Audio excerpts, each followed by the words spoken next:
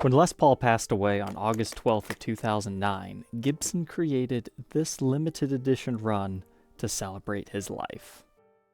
Welcome back, Troglodytes, to your daily dose of guitar information, the Trogly's Guitar Show. This is the 2009 Gibson 1952 tribute model that Gibson USA produced.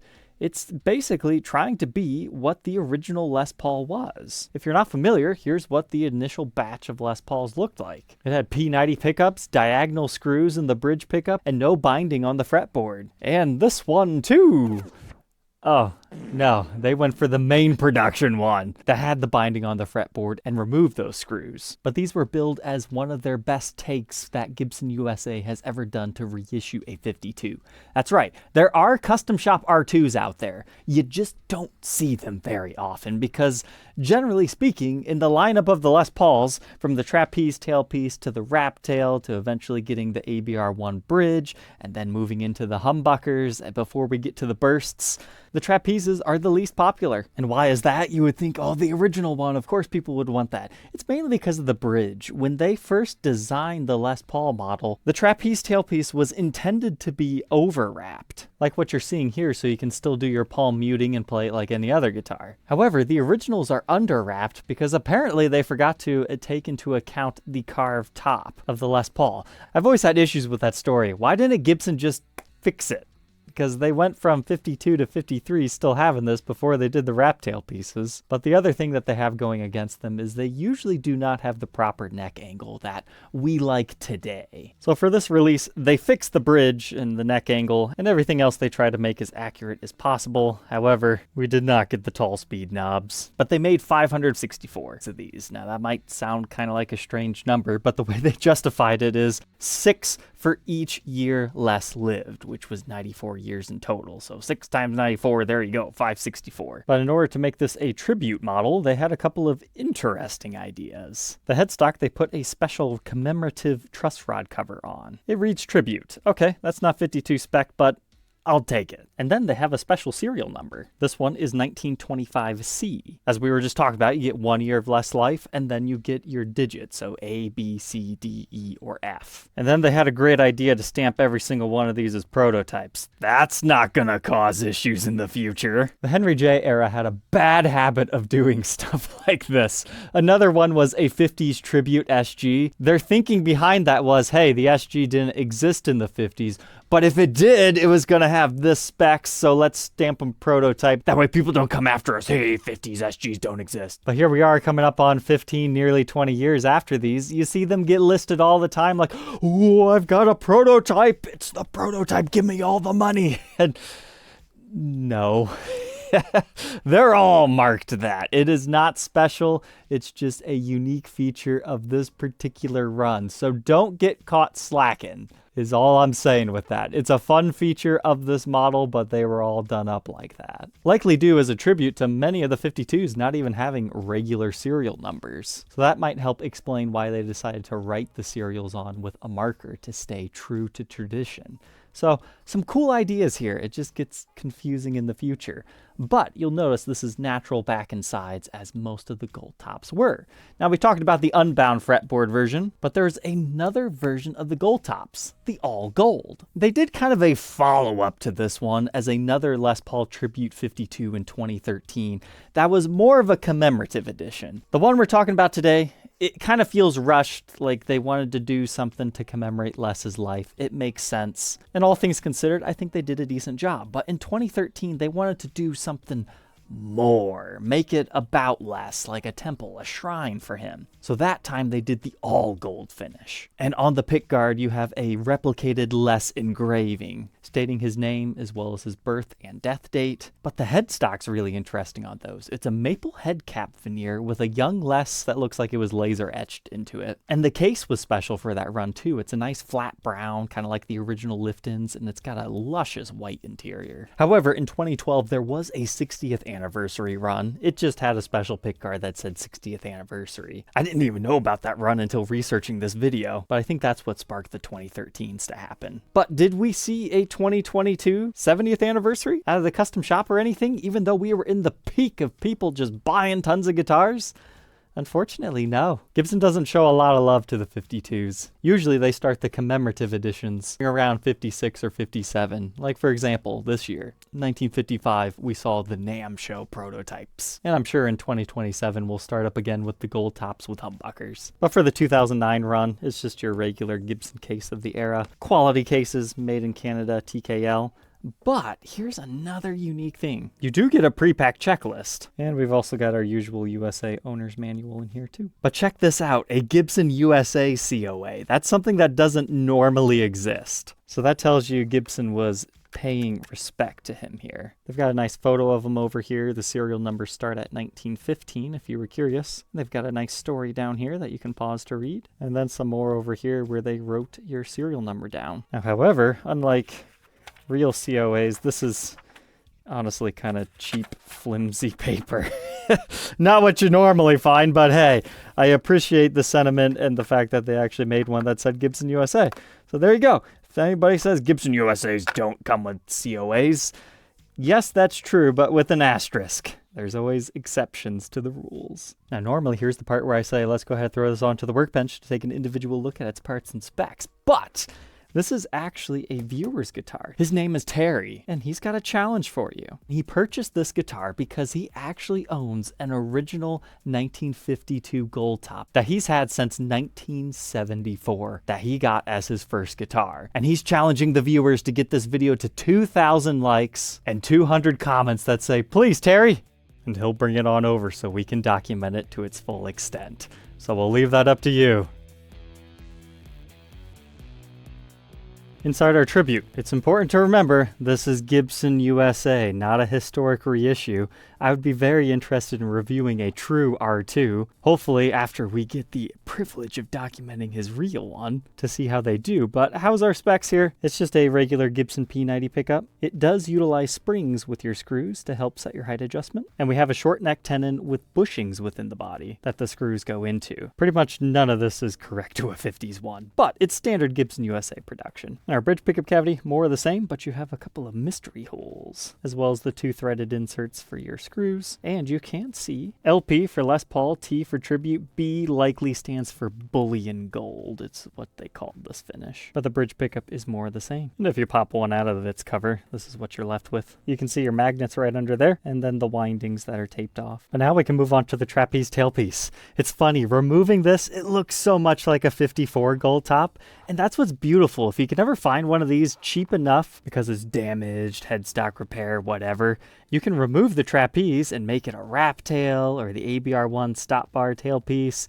Technically, you can route it out for humbuckers like a conversion, but there's not too much marring to the top from the trapeze. But that's not to say that there's none at all, because it does rest on top of the body, so it impresses it a tad. But I think the wrap tail studs would go like right here, so it's not like a Bigsby snake bite or anything is what I'm trying to get at. This would be the worst of what's visible, the 2 additional screw holes, and then that large one in the center is just for your strap button. But the trapeze itself is just this metal bar that slides onto your trapeze. And then apparently this is the correct version as to the Les Paul patent. It's a little bit different from the vintage originals that they ended up using, but it's stylistically pleasing. And the backside of the unit looks like this. So you've got some additional sculpting away in case you need to have a grounding wire, which I was quite surprised. There's no ground wire on this thing. But then the bottom side of our barrel here is actually flattened out. And that's because you have like a floating bridge system, essentially. Individual pieces that you can move around that just rest on top of the guitar. Otherwise, it's like an ABR1 as far as moving your thumb wheels up and down. So an interesting multi-piece system. But our pickups within the circuit, about 8K ohms in the bridge, 7.83 in the neck, and the middle just for fun, 3.95.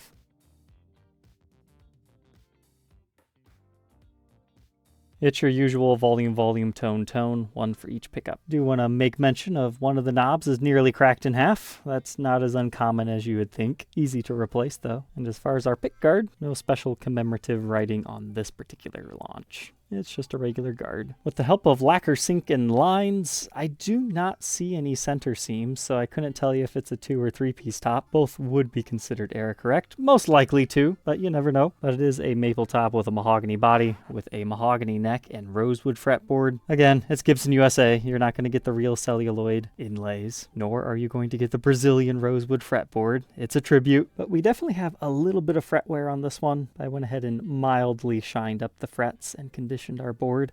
I do like the very straight wood grain this one has. It's a nice dark colored board. But I measure a 1.7 inch nut width, which increases to 210 by the 12th. I get a 0.84 first fret neck depth, increasing to 0.98 by the 12th, but we'll take it at the 10th for 0.96. Here's a look at that neck profile at the 1st fret and the 12th fret. It is a little bit more rounded in the cording area, but flattens out to a regular C by the 12th. That is fairly accurate to some of the true 50s necks that I felt. So I'll give them that. However, it's nowhere near as pronounced. I would still classify this as more of a slim feeling neck.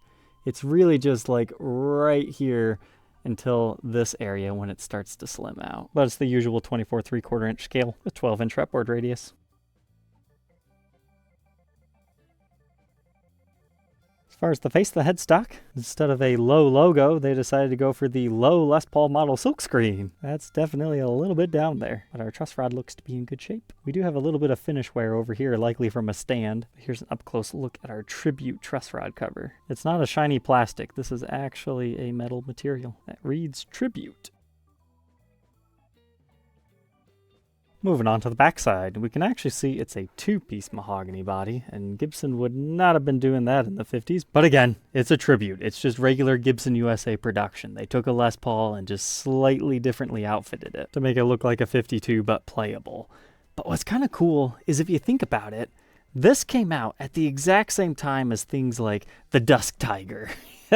Vastly different offerings from the Gibson Guitar Company. The original design and some crazy robot stuff. But here's our wiring. Gibson branded pots on a plate. You've got your regular CNC route right here and no other funny business going on. With a plastic output jack plate, that's correct. Not the exact same style, but Gibson USA's version. And somebody's put Dunlop strap locks on here, although the original strap heads are in the case. Something Gibson USA should have did though is brown backplate. I know they normally do black, but I mean, I don't know what they were thinking on that. That's easy enough to get right without changing any processes of the machines, etc.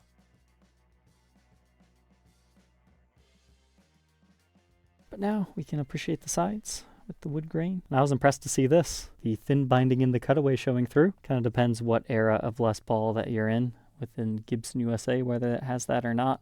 But lots of cool wood grain over here.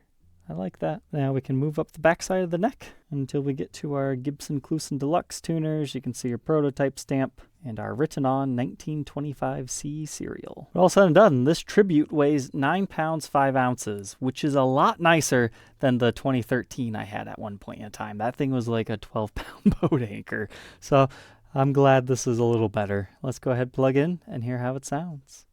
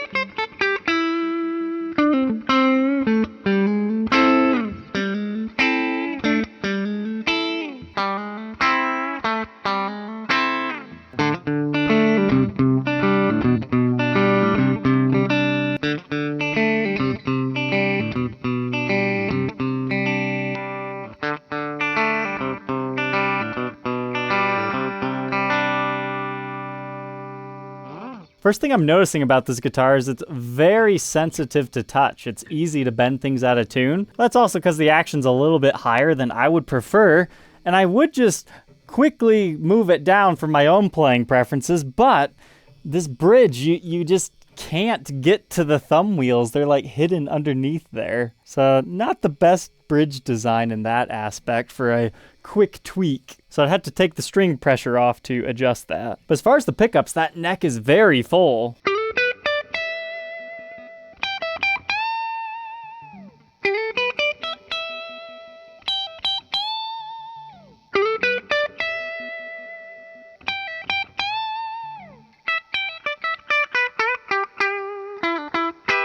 Especially as compared to that bridge.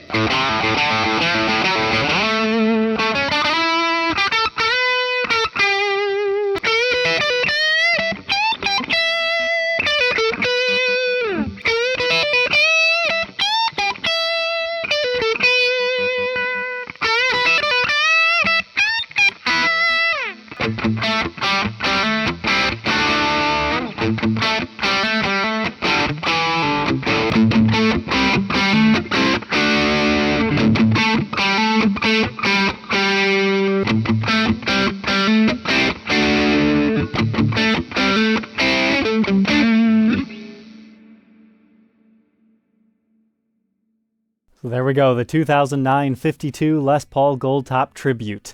What are my final thoughts on this?